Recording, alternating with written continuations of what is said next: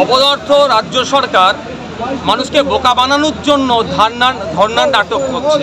আর এখানে 2022 সালে যারা টেট পরীক্ষা দিয়েছে, যারা পাস করেছে, তাদের ইন্টারভিউর জন্য ইন্টারভিউ ডাকার জন্য এরা ধর্নায় বসেছে। এটা ন্যায় সঙ্গত বলে ওই নাটকের ধর্নাকে বর্জন করে এই ধর্নাতে এসে এদের পাশে আছি। রাজ্য সরকার তার মধ্যশিক্ষা পরিষদের যিনি সভাপতির মাধ্যমে বলছেন যে 50,000 শূন্যপদ আছে, অনুমোদন দিলেই নিয়োগ করবে। তো অনুমোদনটা কে দেবে? রাজ্য সরকার দেবে।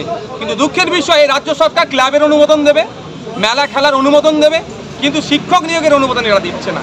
আমরা দেখছি মদ খাওয়ার টাকা চাইলে এদের মাধ্যমে এরা দেবে, হই হুল্লোড় করার টাকা চাইলে দেবে, কিন্তু কন্টিজেন্সি ফান্ড থেকে শুরু করে কম্পোজিট গ্রান্ট যেগুলো আছে সেগুলো চাইলে শিক্ষাক্ষেত্রে মান উন্নয়নক এরা কোনোদিন চাইছে না।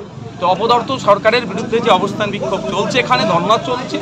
এই যারা 2022-এ টেট পরীক্ষার্থী ছিল প্রাইমারি, তাদের পাশে আমরা এসে আজকে তাদের আন্দোলনকে সংহতি জানাচ্ছি এবং তাদের ন্যায় লড়াইয়ের পাশে আছি। এই বিষয়টা এখানে যেমন আছে, আমরা মাঠে ময়দানে তাদের হয়ে গলা ফাট। একইভাবে বিধানসভার মধ্যে স্পিকার স্যারের মাধ্যমে রাজ্যের মুখ্যমন্ত্রী তথা রাজ্যে যারা শিক্ষামন্ত্রী আছেন, আরো যারা ক্যাবিনেট আছেন, তাদের কানে তুলে দেওয়ার আমরা চেষ্টা চালাচ্ছি। আপনি যেটা বললেন মঞ্চে যে আগামী দিনে বিধানসভায় আপনি কথাটা তুলবেন এবং দাবিগুলো জানাবেন, সেক্ষেত্রে কি মনে হয় এই দাবিগুলো জানালে কোনো স্টেপ কি সরকার নেবে? দেখুন, আমাদের কাজ, আমরা বিরোধী দলে আছি, আমাদের কাজ হচ্ছে সরকারের কানে পৌঁছে দিও বিধানসভায় স্পিকার স্যারের মাধ্যমে।